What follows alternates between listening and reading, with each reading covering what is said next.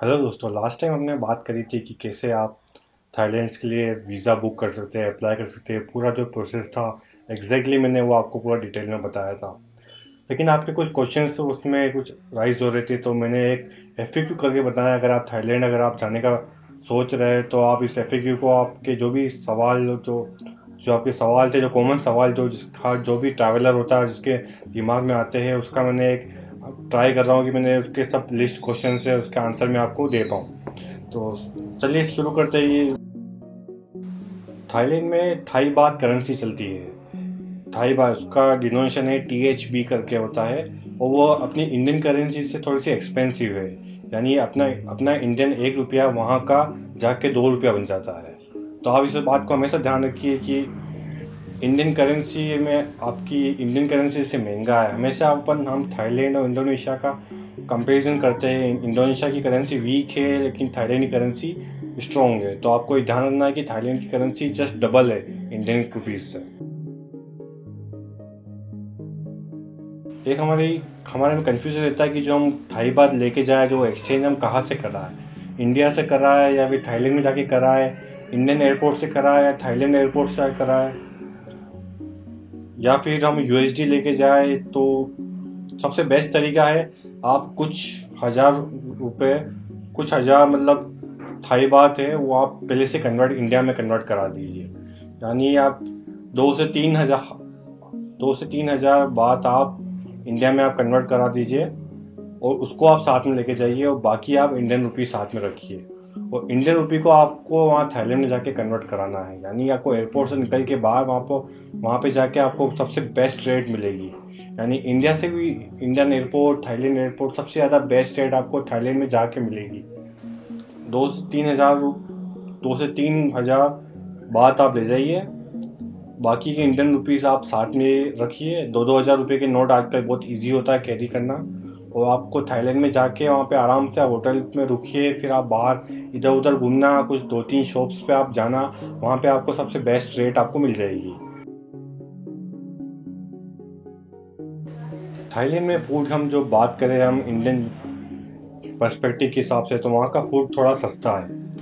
यानी अगर हम गोवा में जाते हैं और गोवा में अगर बीच साइड पे अगर हम जाते हैं तो खाना हमें बहुत एक्सपेंसिव मिलता है। लेकिन थाईलैंड में ऐसी कंडीशन नहीं है। थाईलैंड में यहाँ के मुकाबले खाना थोड़ा सस्ता है, और सबसे बेस्ट सस्ता खाना आपको मिलेगा स्ट्रीट फूड पे। जी हाँ, वहाँ थाईलैंड के लोग वहाँ पर स्ट्रीट फूड नॉर्मली आपका स्ट्रीट फूड 3-4-5 दुकान से लेकर 10-15 दुकानें तक हो सकती है। वहाँ पे जाइए, वहाँ से आप खाना पैक करा सकते हैं या फिर आप वहीं पे खा सकते हैं जो थाईलैंड लोकल खाते हैं। मेरे को एक टाइम का खाना तकरीबन 150 से 200 रुपये के बीच में पड़ा था। और अगर आप वेजिटेरियन हैं और अगर आप इंडियन फूड ढूंढ रहे हैं तो आपको खाना वहाँ पर थाईलैंड में महंगा मिलेगा। तो बेस्ट है आप थाई फूड ही खाइए, क्योंकि आप वहाँ पे घूमने जा रहे हैं, वहाँ के कल्चर को अंडरस्टैंड करने जा रहे हैं, तो आपका वहाँ के फूड का मज़ा लेना चाहिए। अगर आप नॉन वेजिटेरियन हैं, अगर चावल खाते हैं तो आपके लिए कोई दिक्कत नहीं आएगी। लेकिन अगर आप चावल नहीं खाते और अगर आप वेजिटेरियन हैं तो थाईलैंड में आपको दिक्कत आ सकती है, क्योंकि स्ट्रीट फूड पे आपको नॉर्मली नॉन वेज या चावल जैसी डिशेस ही मिलेगी। थाईलैंड का एक सबसे बड़ा रूल है कि वहाँ पे डेमोक्रेसी नहीं है, वहाँ पे रॉयल किंगडम्स है। वहाँ पे भी राजा वगैरह है। तो मैं आपको वार्न करता हूँ कि आप वहाँ जाके किसी से भी राजा के बारे में कुछ भी बात मत कीजिए, चाहे वो अच्छी हो या बुरी, आप उनके बारे में पूछे ही मत। ये आपके लिए सबसे बेस्ट रहेगा। ये मैं आपको एक वार्निंग आपको दे देता हूँ। राजा के बारे में, वहाँ के किंगडम के बारे में आपको कोई बात नहीं करनी। आप वहाँ पर घूमने गए, ना कि राजा के बारे में जानने या कि उनके किंगडम के बारे में जानने। और आपको बता दूं कि थाईलैंड में जो कॉमन मोड जो ट्रांसपोर्ट है वो है स्कूटी। जो हमारे यहाँ पे जो 100cc की स्कूटी होती है, वहाँ पे काफ़ी पावरफुल स्कूटीज़ है। मोस्टली वहाँ के लोकल्स वगैरह जो भी है वो उसी में ट्रैवल करते हैं। लेकिन आपको वहाँ पे समझ लेना पड़ेगा, जो फॉरेनर्स होते हैं, जो बाहर से विदेश से वहाँ पर आए होते हैं और वो स्कूटर रेंट करते हैं, तो मैं आपको बता दूं उनकी ड्राइविंग बहुत ही ख़राब है। वो हमारे इंडियन ड्राइविंग जैसी नहीं है। वो फर्स्ट टाइम ड्राइव कर रहे होते हैं, तो वहाँ पे एक्सीडेंट्स है जो बहुत ज़्यादा हाई रेट में होते हैं फॉरेन टूरिस्ट। तो अगर आप किसी फॉरेन टूरिस्ट को स्कूटी पे जा रहे हैं तो आप थोड़ा सा संभल के और भूल के भी आप उसके पीछे ना बैठे, ध्यान रखिए। और थाईलैंड में सबसे बढ़िया घूमने का, जो आप बीचेस से तरह तरह के बीचेस पे जाओगे, रिमोट लोकेशन पे जाओगे, तो सबसे बेस्ट ट्रांसपोर्ट है आप स्कूटर को किराए पे ले लीजिए। लेकिन मैं आपको बता दूं कि आप किराए पे लेने से पहले पूरे स्कूटर का वीडियो बना लीजिए, उसको अच्छे से चेक कर लीजिए कि का स्क्रैचेस है का नहीं है। बेस्ट रहेगा आप पुराना स्कूटर हायर करें, और जो आपको पुराना सा स्क्रैचेस लगे हुए हो उसको हायर करें। नया स्कूटर हो उसको मत लीजिए, क्योंकि कहीं कुछ भी आपको अगर स्क्रैच लग गया तो आपको बहुत फाइन भरना पड़ सकता है। आपको 20 से 30 हज़ार रुपये भी आपको भरने पड़ सकते हैं। तो इस चीज़ का आप ध्यान रखिए। और स्कूटर वहाँ पे चलाना बहुत आसान है अपने भारतीयों के लिए खास, तो आपके लिए तो वहाँ मक्खन जैसा आप चला सकते हैं।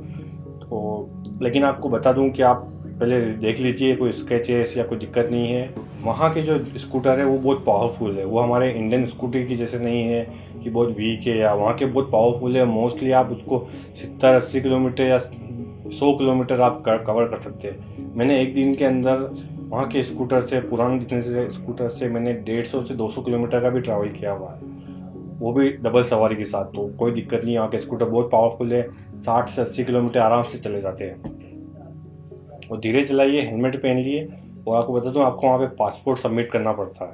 तो आप ढूंढिए कि कोई आपको स्कूटर दे रहा हो वहाँ पर जो इंश्योरेंस के साथ दे रहा हो। ये थोड़ा सा महंगा पड़ेगा, लेकिन अगर इंश्योरेंस के साथ दे रहा हो तो आप वो लीजिए। या फिर कोई तैयार हो रहा हो जो आपकी पासपोर्ट की फ़ोटो को भी रखने को तैयार हो।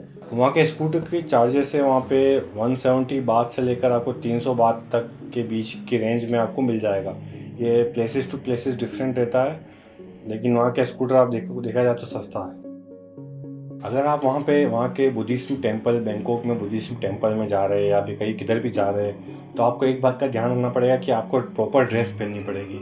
ऐसा नहीं है कि आप हाफ स्लीव्स में या फिर नेकर में ही आप वहाँ जा रहे हो। आपको इस बात का खास ध्यान रखना पड़ेगा कि आप पूरी प्रॉपर ड्रेस में हो, नहीं तो वो आपको टेम्पल में एंटर करने नहीं देगा। अगर आप बैंकॉक में घूमने का प्लान बना रहे हैं तो वहाँ पे पब्लिक ट्रांसपोर्टेशन बहुत अच्छा है। वहाँ की एक ट्रेन है, मेट्रो टाइप की ट्रेन है, BTS कहते हैं, स्काई ट्रेन भी कहते हैं उसको।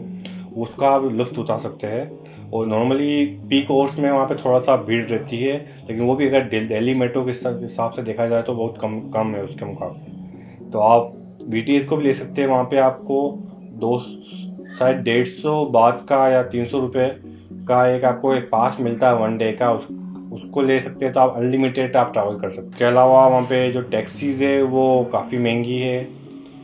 और एक तरह की वो टैक्सी चलती है जो है स्कूटी टैक्सी, यानी आप अगर सिंगल पर्सन से, तो वहाँ पे स्कूटर वाले लेके खड़े रहते हैं। तो वहाँ पे वो स्कूटी लेते हैं, आप उनके पीछे बैठ जा सकते हैं और वो आपको किसी भी डेस्टिनेशन में छोड़ देंगे। वो चीपेस्ट है टैक्सी के अंदर। और टुक पे आप भूल के भी मत बैठिए, वो बहुत ही ज़्यादा एक्सपेंसिव है, बहुत ज़्यादा चार्ज करते हैं आपसे। तो बेस्ट रहेगा आप या तो होटल से बुक कर ले, जो भी बुक करना है आपको, या फिर आप public transportation sky train use. वहाँ की होटल रेट्स काफ़ी चीप है इंडिया के मुकाबले देखा जाए तो। वहाँ पे आपको 1000, 1500, 2000 रुपये में आपको बहुत काफ़ी अच्छा रूम मिल जाएगा आपको। मैंने वहाँ पे 300-400 रुपये में हॉस्टल बुक किया था, वो काफ़ी बेहतरीन हॉस्टल थे, काफ़ी अच्छे थे होटल्स थे आपको। तो अगर आप यूज़ करना देखा जाए तो इंडिया के मुकाबले वहाँ के होटल्स वगैरह सस्ती है। तो आप agora.com पे जा सकते हैं, मैं लिंक नीचे डिस्क्रिप्शन में दे दूंगा, वहाँ से जाके आप होटल से बुक कर सकते हैं। थाईलैंड अपने मसाज के लिए काफ़ी जाना जाता है, सस्ते मसाज के लिए। आपने देखा है इंडियन टूरिस्ट वहाँ पे मसाज के लिए ज़्यादा जाते हैं। तो जी हाँ, वहाँ पे मसाज काफ़ी सस्ता है। आपको मतलब वहाँ पे रेट चालू होती है 600 रुपये से, कुछ 500-600 रुपये से स्टार्ट होती है और आगे तक जाती है। मसाज पार्लर वहाँ पे आपको सब जगह मिल जाएगी, आप सब जगह आराम से जाके आपको यूज़ कर सकते हैं। और किसी मसाज पार्लर पे अगर लिखा हुआ है कि वो आपको एंटरटेन करेंगे, वो अभी काफ़ी अच्छा आपको देंगे, तो उस पर आप मत जाइए, क्योंकि नॉर्मली वहाँ पे वो सेक्स टूरिज्म से लेकर आपको वहाँ पे दिक्कतें रहती है। बाकी अदर मसाज पार्लर में जाके आपको कोई प्रॉब्लम नहीं हो। अगर आप वहाँ पे 6-7 दिन के लिए घूमने जा रहे हैं तो आपको वहाँ पे कुछ नॉर्मल आइटम्स हमें खरीदने पड़ते हैं, जैसे वाटर बॉटल्स हो गया, ग्रोसरी आइटम्स हो गया, कुछ छोटे मोटे बिस्किट्स वगैरह हो गए। तो वहाँ पे सबसे चीपेस्ट अगर आपको खरीदना है तो वहाँ पे छोटे छोटे करके आपके सुपरमार्केट टाइप के है, जिसका नाम है 7-Eleven। वहाँ जाके आप जाके आप वाटर बोतल ले सकते हैं, बहुत सस्ते दाम पे मिलती है। एक तरह से मॉल, एक तरह से सुपरमार्केट टाइप है, छोटे हो सकते हैं, थोड़े बड़े भी हो सकते हैं। और ये आपको थाईलैंड के हर कोने कोने में जगह मिल जाएगी। यहाँ तक कि बिल्कुल छोटे से जो आइलैंड से कोलंता हो गया, वहाँ पे भी ये इजीली अवेलेबल है। तो 7-Eleven ध्यान रखिए, 7-Eleven हो गया तो वहाँ पे जाके आप वाटर बॉटल्स या फिर कोई भी ग्रोसरी आइटम्स है, या तक कि आप खाने के आइटम्स भी होते हैं जो आपको खाली गर्म करके वहाँ मिल जाएंगे। कॉफ़ीज़ होती है और पानी, आइसक्रीम्स, बिस्किट वगैरह, आपको शेविंग का सामान जो भी है वो आपको वहाँ जाके मिल जाएगा। वो सबसे MRP पे आपको देंगे, कोई वहाँ पे आपको लूटपाट नहीं। और मोबाइल कनेक्शन आप जाने हो तो मोबाइल कनेक्शन अगर आपको चाहिए हो, अगर आप ज़्यादा दिन का ट्रैवल बना रहे हो, तो आप वहाँ पे एयरपोर्ट से ही आप एक वहाँ की सिम ले सकते हैं। ये सिम 7 दिन, 2 दिन और 15 दिन के हिसाब से आती है। और 4G वहाँ पे पूरे थाईलैंड में काफ़ी अच्छा है, काफ़ी अच्छा चलता है। वीडियो कॉल भी करेंगे तो वहाँ की स्पीड काफ़ी अच्छी है।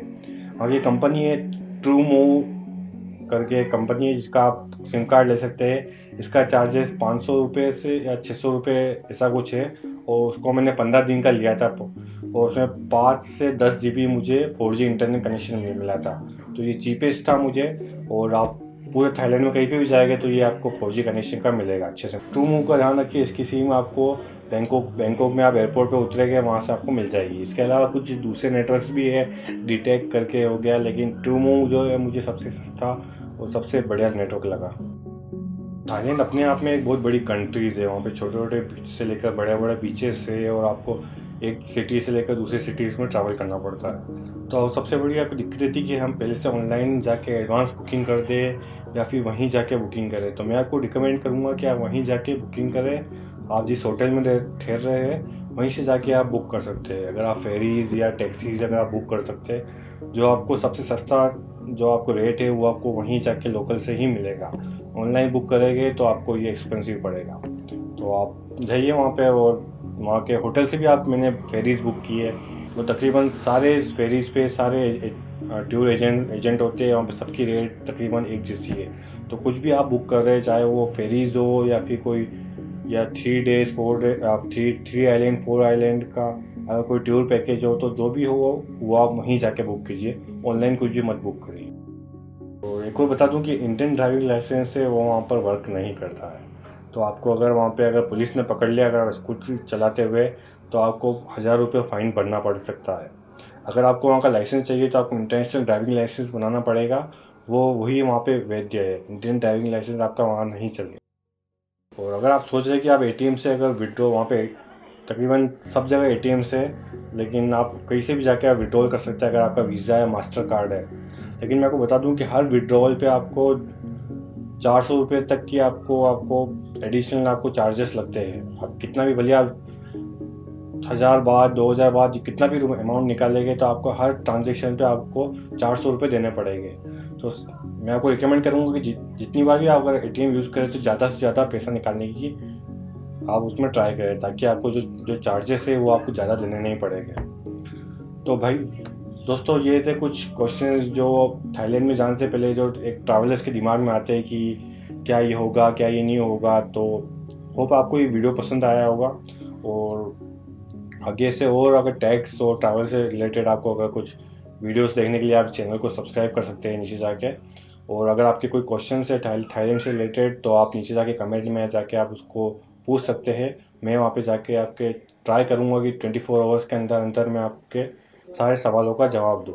Thanks for watching the video और होप आपका दिन शुभ हो।